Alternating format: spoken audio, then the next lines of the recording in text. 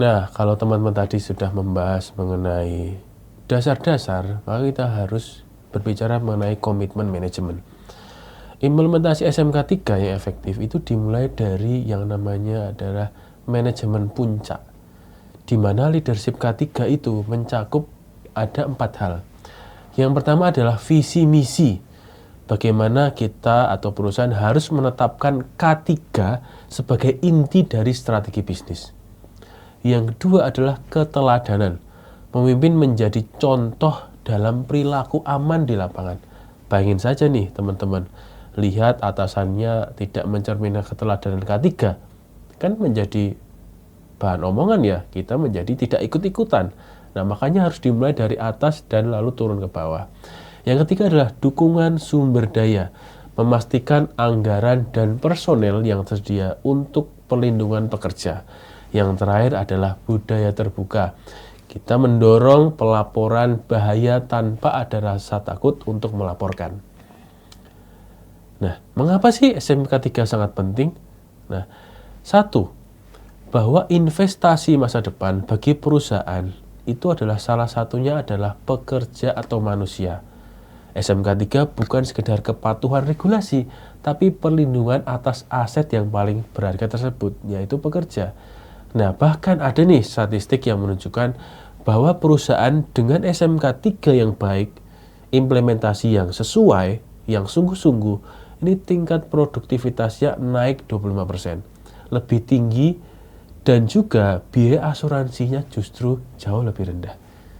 Nah, ini yang terpenting dari SMK 3. Intinya adalah kita mau untuk menjalankan sesuai dengan yang ada SMK 3 dan juga dengan sungguh-sungguh.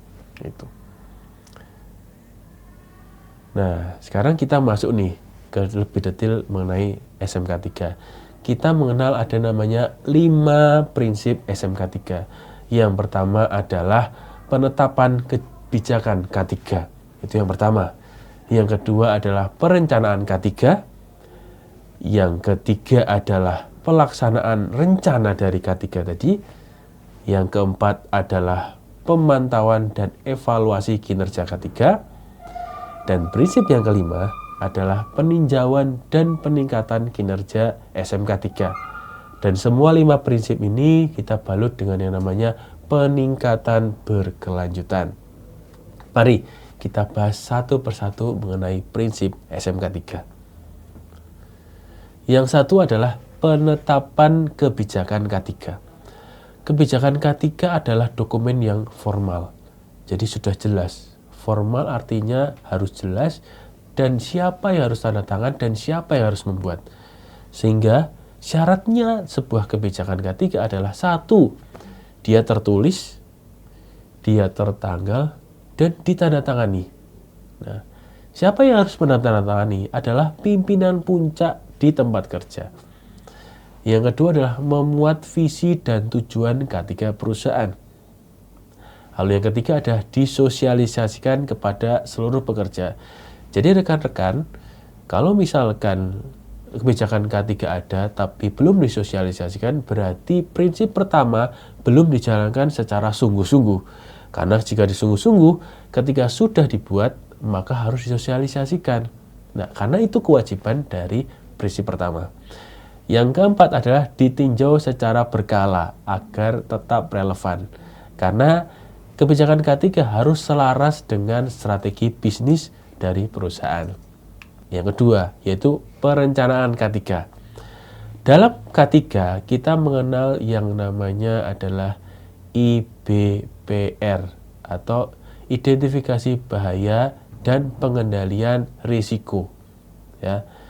Nah, kalau teman-teman perhatikan nih di bawah atau gambar yang ada di sini. Di sini ada kita lihat mengenai tabel yang ada warnanya. Dan itu juga ada tabel yang banyak kolomnya. Nah, secara garis besar bahwa IBPR atau identifikasi bahaya, hal yang pertama kita lakukan adalah mengidentifikasi bahaya dulu. Misal, kita berada di stasiun Gilingan.